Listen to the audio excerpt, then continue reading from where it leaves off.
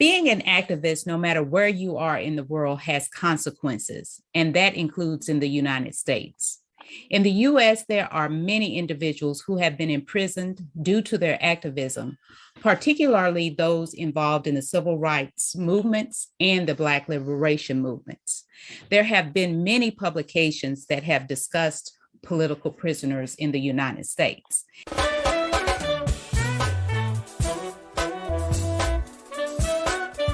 Welcome to the Empowerment Zone with Ramona Houston, where we zone in on Black and Brown relations and our journey to empowering our communities.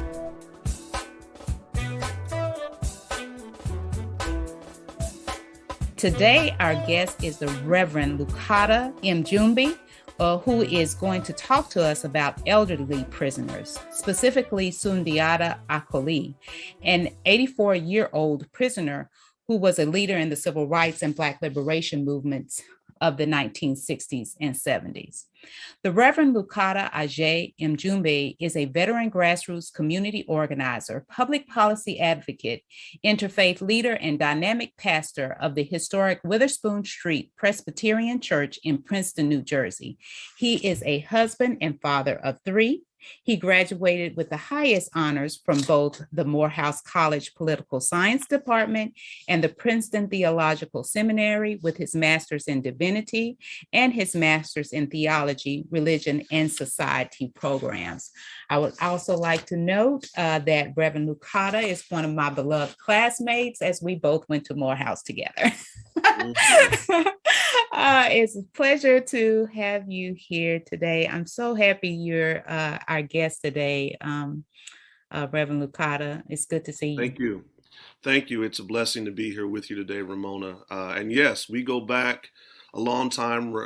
You were the president of the Student Government Association at Clark Atlanta University, and while I was a student at Morehouse, but importantly, and that's connected to your program, and I say congratulations to you on your 1-year anniversary and your 100 programs, is that we were co-founders of an organization back in 1992 called the Students for African American Empowerment.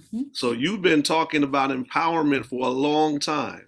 And it is good to see that you are continuing in that trajectory and continuing to do this good work. So thank you for having me here with you today. Thank you. And we have a lot of great people who came out of that organization, and you being one of them, and continuing on the road to empowerment through the work that you do in ministry. And I'm just really excited to connect with you. I keep up with your great work online, and I'm just happy to have you. I'm actually thrilled to have you today. And thank you so much for accepting my invitation. Of course. Before we get on our topic, I want you to give our audience a little bit of background about yourself, and then we'll get into this very serious but much needed conversation about political prisoners in the United States. But before we do that, let's talk about you and learn a little bit about who Lukata is.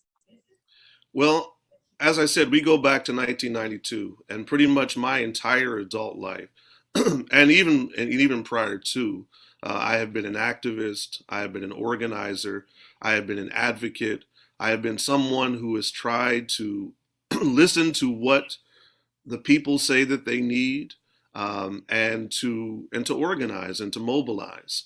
I began working in a lot of different movements, whether that be movements around human rights, environmental justice, organized labor, working against police brutality and violence. In 1992, our organization was born out of the struggle around the not guilty verdicts of the officers who were who beat Rodney King in Los Angeles, California. And as an activist and as an organizer, I frequently became very clear about what I was against. As I have grown and as I've got older, I've reached some clarity about not only what it is that I am against, but what it is that I'm Mm-hmm. for. For. Mm-hmm. And as a minister of the gospel, and that came late for me in life. I'm not one of those who comes from a long line of preachers. I come from a long line of sinners, and sometimes preachers and the sinners are one and the same. Do not be confused. But it wasn't on my radar screen that I would be called into the church, that I would be called to be in service of my community and in service of God in this way. But I came to seminary later in life. I was almost 40 years old when I went to seminary, and I have committed myself to try to live out what Jesus said when he stood before his community in the Gospel of Luke. He said, "The Spirit of the Lord is upon me and has anointed me to proclaim good news to the poor, and release to the captives, and sight to the blind, and freedom for all who are oppressed." It's the Gospel of Luke chapter 4, verse 18. And that has become my mission statement. But I realize it has been my calling for a long time, even before I took on the formal titles and associations that are a part of the church. I'm a husband, I'm a father, I'm a brother, I'm a son, I'm a black man, perfect in my imperfections, but I am seeking to do the best that I can with the time that I have left. I'm so glad and happy to hear that, like you stated, you've continued your activism over many, many years, and that the way you express yourself now is through the church. I'm glad that you're no longer a sinner and that you're saved. I work on that every day, but we serve a God of forgiveness, and we continue. I try to sin a little less every day. How about that? I like that. Yeah. I like that. Well, I'm glad. I'm really happy and proud of you and your work. And it's so important, as you stated, not to just know what you're against, but what you are for, because we all have to have a vision about how we want to make an impact in our communities and how we want to make the world we want to come into existence. And so we just can't be against something. We have to be for things as well. So looking at your topic, I'm very interested in your topic about elderly prisoners, particularly political prisoners in the U.S. That's something that we have not covered in the empowerment zone. That's a topic close to my heart just because of the way I was raised in terms of being very close to the situation with juvenile delinquents, and that's where my parents spent most of their professional careers, working for the state of Texas and for the Texas Youth Commission, and really helping young people to make changes in their lives due to the decisions that they made as juvenile delinquents. And so when you look at elderly prisoners, and many of them being held because they are political prisoners and due to their activism, we know that there are consequences for a lot of people. And I want you to tell us a little bit about Sundiata Acoli and why you want to talk about him, and what your perspective is about prison system in the U.S. Right. Well, and I think that we should start there. I mean, we can talk about the specifics of political prisoners in the United States, and we should, and we must. But we should understand the political problem that exists with the United States prison system in general. Mm-hmm. There are more people who are in prison in the United States of America than there were during times of slavery. Mm-hmm. There are more people in prison in the United States of America than there are in any other country in all of the world. You could add together multiple countries, and they would not come close to the numbers of people who are held in bondage in the so-called land of the free, home of the brave.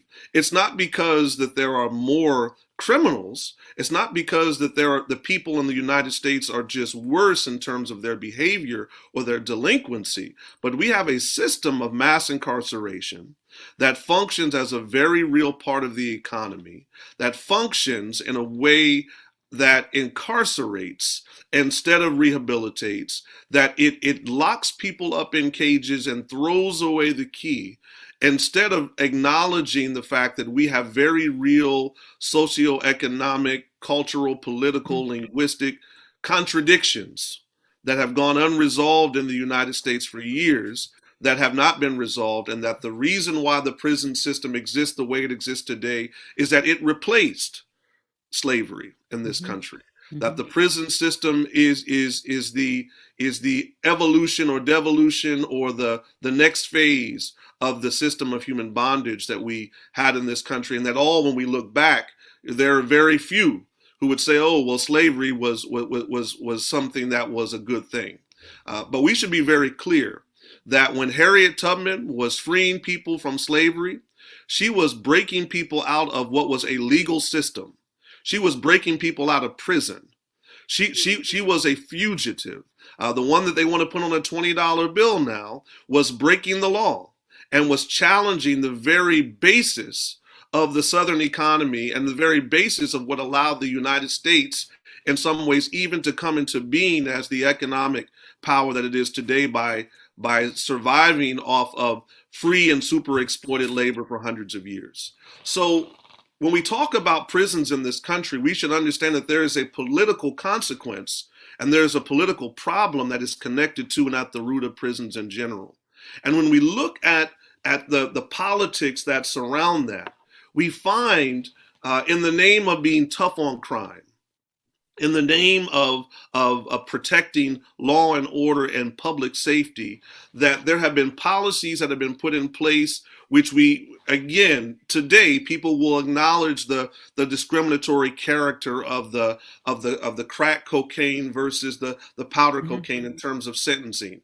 But we have these policies like 3 strikes and you're out. We have these policies that are so draconian that, in addition to the fundamental problem that was already here in terms of the system of mass incarceration, it has caused it to grow and expand, where you can have someone who comes into the system as a juvenile, as you mentioned. Maybe they come in as a teenager, but they may serve a sentence that is 50 or 60 or 70 years, and they may become an older prisoner if they are able to survive in a very vicious and brutal system that it is. And that is where we find many of our elderly prisoners in the United States today. Because of the laws that we have, because of the policies that we have. And if you're a quote political prisoner, like Sundiata Acoli has been called, because of his legacy and his commitment of being a part of the civil rights movement, the human rights movement. He was a leader in doing voter registration in the South when he was a young man. He was someone who went on to become a member of the Black Panther Party. He was someone who was an advocate for the freedom and justice and liberation of Black people. At the same time, he was someone who was highly educated, was a mathematician, had worked for NASA, was a computer programmer, but decided that there was a call to justice. There was a call for him to do more than simply make use of his intellectual abilities in mathematics or in computer science.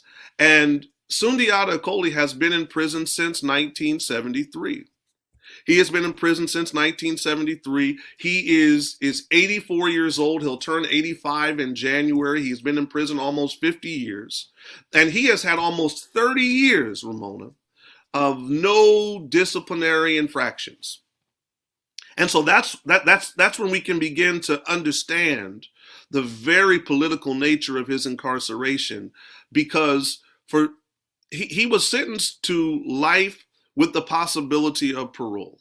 Now, when Sundiata looks back in terms of what happened back in 1973, which was a shooting on the New Jersey Turnpike, he was one of the passengers in the car along with then known as Assata Shakur, then known as Joanne Chesimard and Zaid Shakur. Zaid Shakur was killed. Officer Werner Forrester, who was a New Jersey State Trooper, was killed. There was another New Jersey trooper, Harper, who was also shot and injured. Assata Shakur was shot in the back and injured. He blacked out. Both he and Assata Shakur were tried together for the murder of Officer Forrester. And he has done everything that a parole board is supposed to expect. He has expressed remorse, deep remorse. He has he has had a stellar disciplinary record. He actually teaches the classes for younger prisoners who come in terms of how to make use of their time and to be prepared to go back into society. At 84 years of age, he has no threat of recidivism. He has no barrier at all, and the courts have said he already should be released. But then the state of New Jersey appealed it.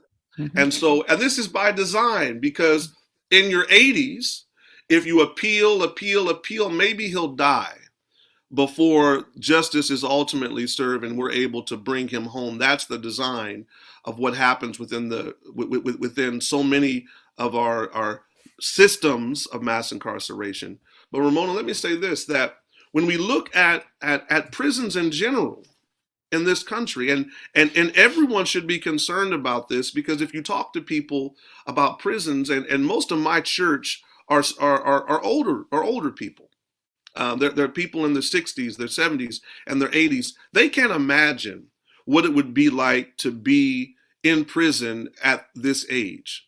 But 12% of the federal prison population, more than 20,000 people, are so-called older prisoners. They're 55 or older, and this number is growing consistently. They are in great jeopardy and great threat, even in the midst of COVID-19. In the midst of COVID-19, in terms of those who have pre-existing conditions, those who are vulnerable, where it's impossible to maintain certain levels of safety and hygiene and physical distancing, there's a very real threat that many of our seniors could be facing life sentences. Sundiata actually last year was diagnosed COVID-19 positive. He had to be taken out of the prison into a hospital. And thanks be to God, he survived. But he continues on with the early stages of dementia. He continues on with heart problems and intestinal issues. And if you look at the reality of those who are defined as political prisoners, and almost all of those, you can look to people like Dr. Mutulu Shakur, who has been in prison since the early 80s. Mumia Abu Jamal, who has been in prison since the 80s. All of them are dealing with serious health contradictions.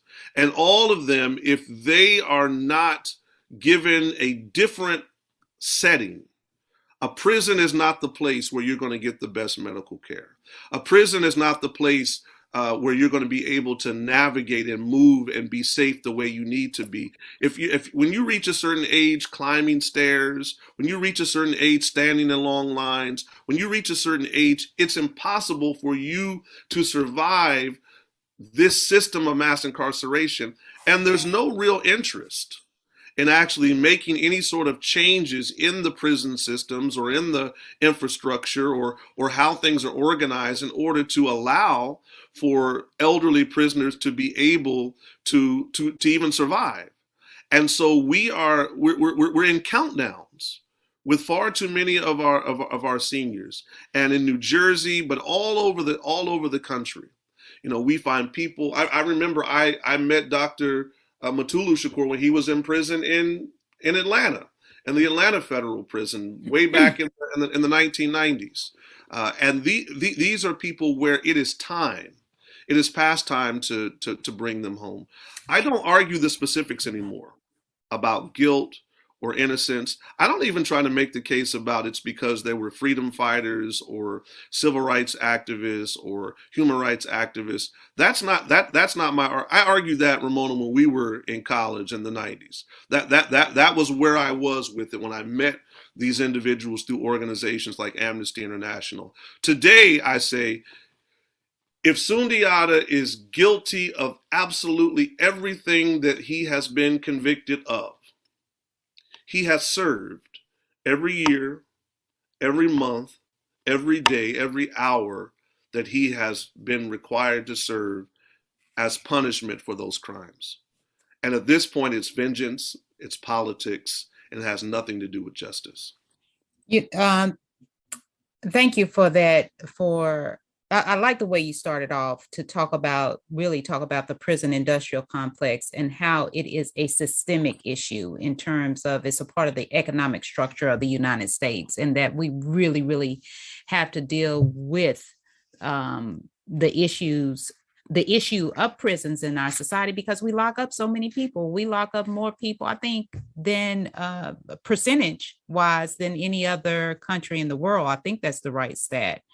And in terms of numbers, I think in actual numbers, we might be next to China. I think China has more people in prison than we do, but percentage wise, we have a larger. China has more people than any other country. Yeah, exactly. So, but percentage, that's why I said percentages versus raw numbers, but it is very much. Prisons are very much a part of our economy, and that's a shame when you have prisons in terms of locking people up, and sometimes people are railroaded. We know the culture which treats people of color much differently than white people in terms of the prison system.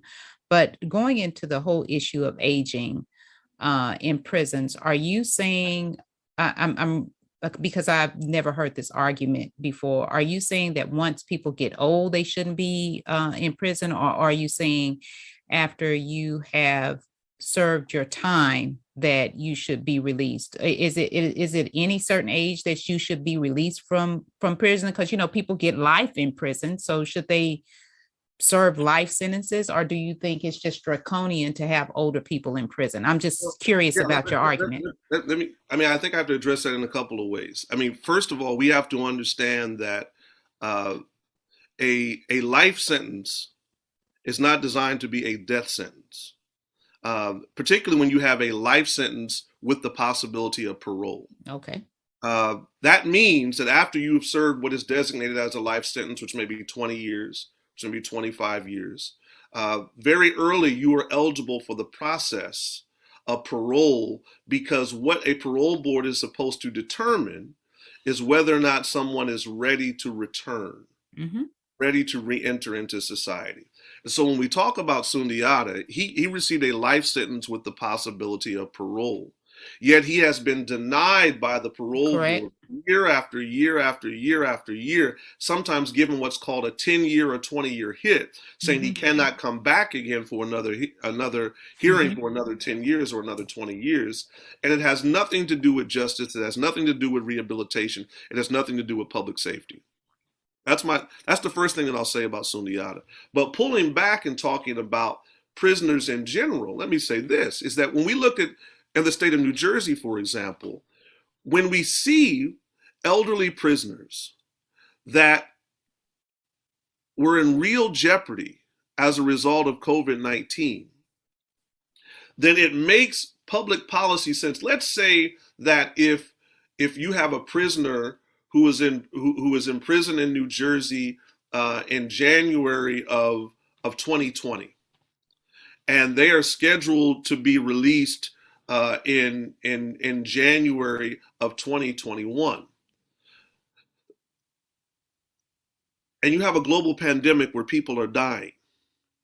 It makes sense that we find a way that perhaps that we can release that person earlier, so because we know that the system is not in a position to keep them safe from dying.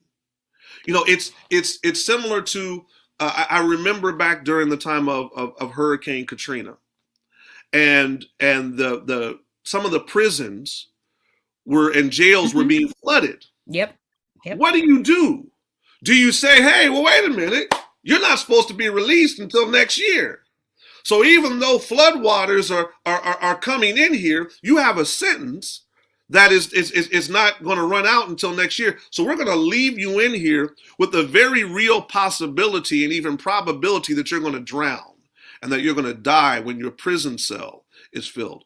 That's the argument that I am wanting people to think about when it comes to senior citizens in certain situations, in certain contexts. You know, there are ways of making an argument which is called compassionate release. There are strategies where you have someone like Sundiata that has two daughters, that has grandchildren, that has a place where he can go, that have people who will care for him, where you can still monitor if you choose to where he is and his movements. It doesn't make sense to keep someone like that, whether he be someone who has a history with the civil rights movement, or whether he be someone who would just be scheduled to be released in a year or in 5 years. And we have too many people in our prison systems, period. We have prisons that have capacity. You know, right now in Georgia, in New Jersey, and all over the country, as we move hopefully, prayerfully, out of this global pandemic of COVID-19, we're given certain instructions and directions and guidance by the Center for Disease Control. And they may say, well, you know, in order for you to be safe, when you come back to church, you shouldn't operate at more than 50% capacity. You know, if you have a capacity of 500 people in your church sanctuary, you shouldn't have any more than 250, because you want to be able to keep socially distanced. You want to be able to keep people safe. And we know that it's not just for that individual, but if someone gets COVID, they then take it back to wherever it is that they go to. They take it back to their family. They take it back into their community. And so we have we have a problem that expands significantly when an individual is infected.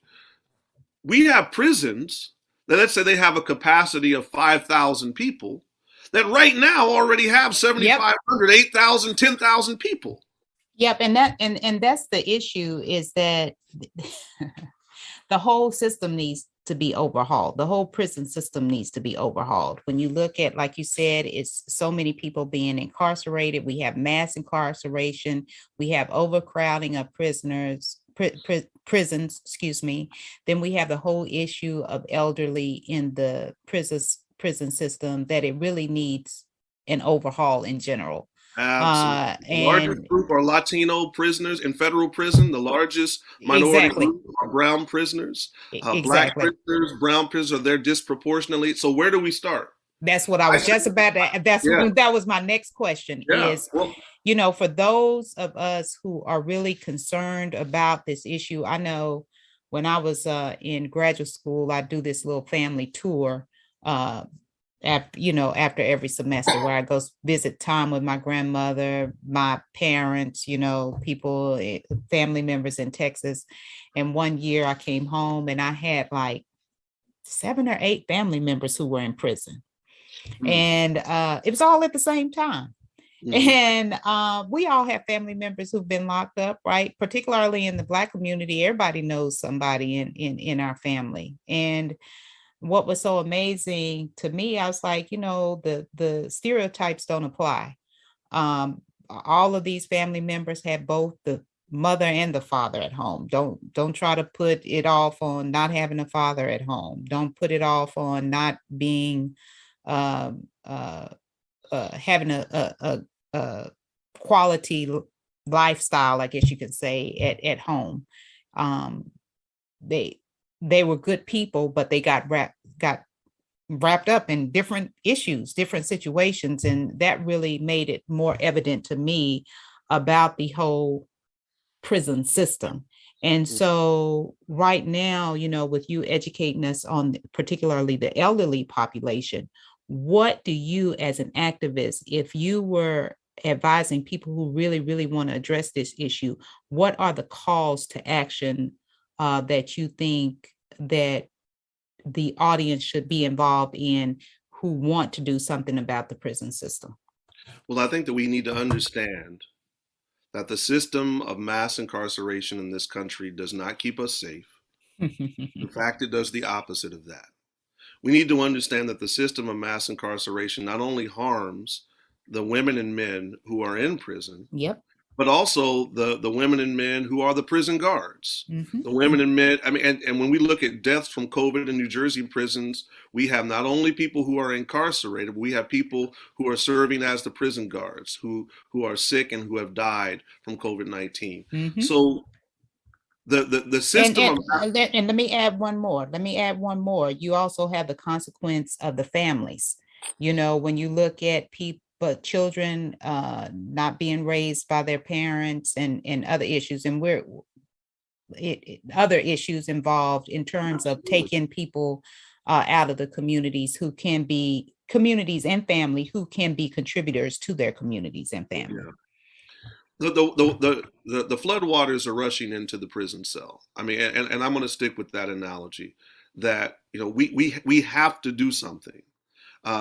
When we abolished slavery, you know, there were all kinds of ways to figure out how to do it best, but it was very clear that we had to get rid of it, period. That slavery in and of itself had to be abolished and it had to be dismantled. And so we need a starting point. And I say you start with those who have the least likelihood of recidivism, who have the least likelihood of reoffending. Those who have the least likelihood of reoffending are our seniors in general. In general, like I said, there's always particularities, but we don't focus on the particularities in order to come up with good public policy solutions. We have to look at the greatest good to the greatest number. And when you see that group, then if you are going to begin, particularly in the midst of COVID-19, to do release, and I'll say about New Jersey, after a long fight, got it. And they started to release and giving public health credits to certain prisoners who were already scheduled to be released within a short period of time.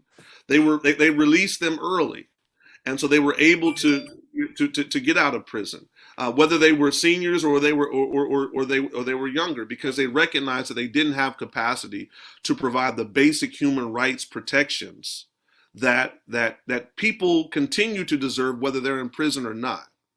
And so I say that we begin a process of dismantling.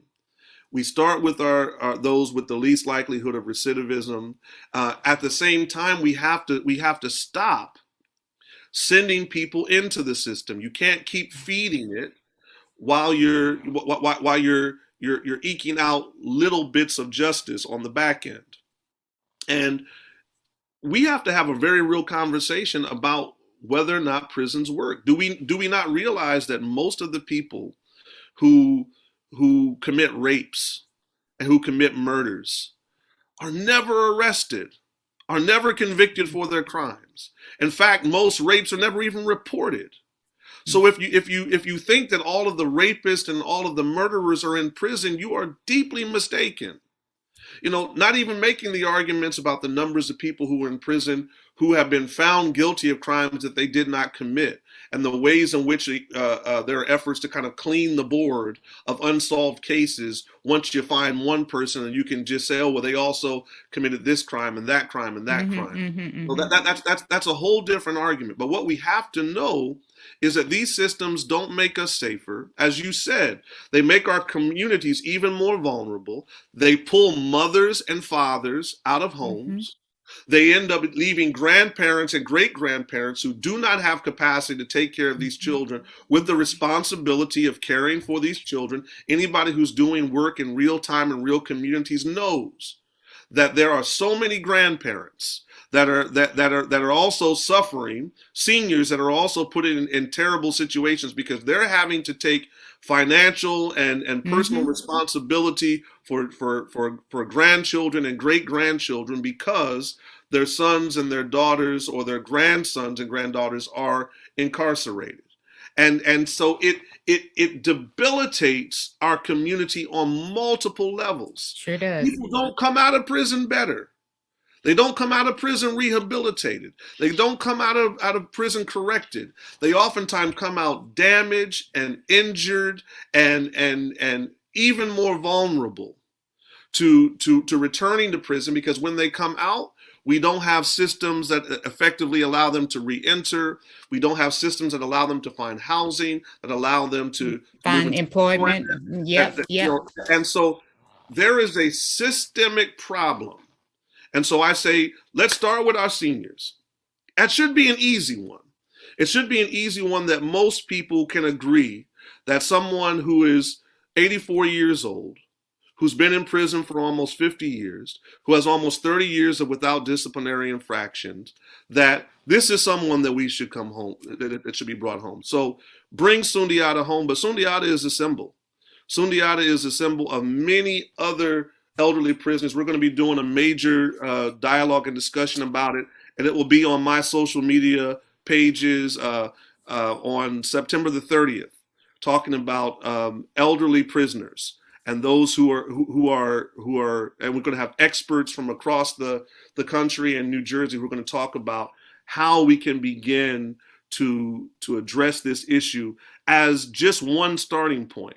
It's not the ending point, but it's an important starting point, because if we don't, we'll lose them, and these will be lives that will be lost. So you have this event on September 30th that's going to feature people across the country dealing with the issue of elderly prisoners. If our audience wants to get in contact with you or learn more information about how to get involved in the effort to address mass incarceration in the prison system in the U.S., how would they find you? Well, the easiest way would just be to go onto your browsers and put in hashtag Bring Sundiata Home. And by connecting with that, you will eventually connect to the Bring Sundiata Home Alliance, the Instagram page, the website, the Facebook page, and all of that information will be made available to you there. I am at Witherspoon Street Presbyterian Church in Princeton, New Jersey. You can reach me through Facebook. You can reach me on Instagram. You can either put in my name or you can put in the name of the church, Lukata Agyei Mjumbe. That will bring you to me on Instagram, on Facebook. www.witherspoonchurch.org is the website for the church. But I would just encourage people to check in so they can find that information.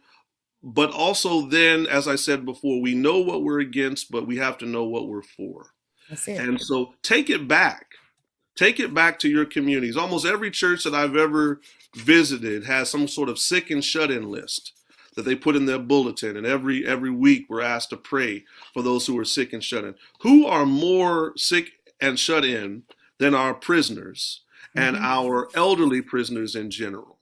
The gospel passage that I cited at the beginning, Jesus declared that he has come and that he is anointed. He has been sent to declare release to the captives. This is a part of our faith journey, and there is no tradition, whether it be Judaism or Christianity or Islam, that does not call for forgiveness, that does not call for mercy and grace. And Judaism is teshuvah.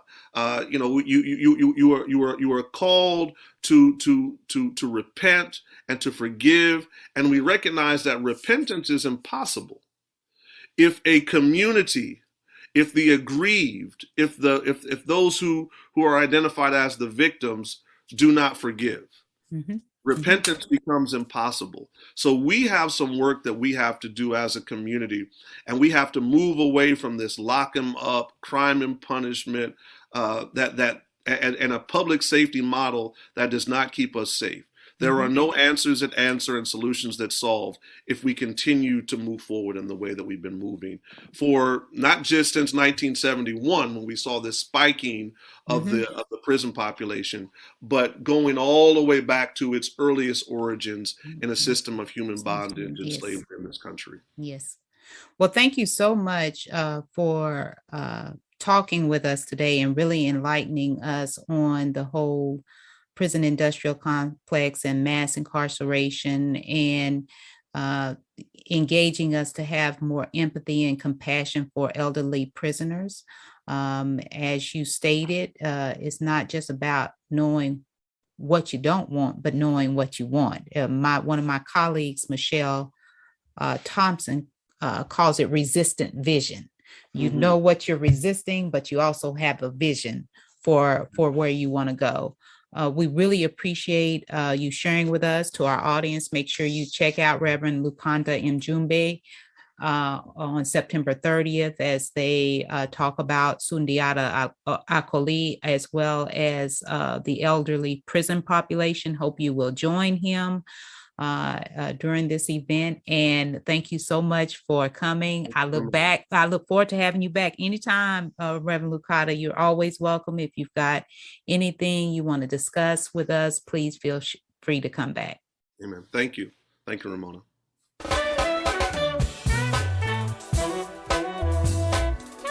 So now we're on our college strategies portion of our interview. And Reverend Lukata, can you tell us what school or schools did you attend? What was your major? And what strategy will you give students for college success?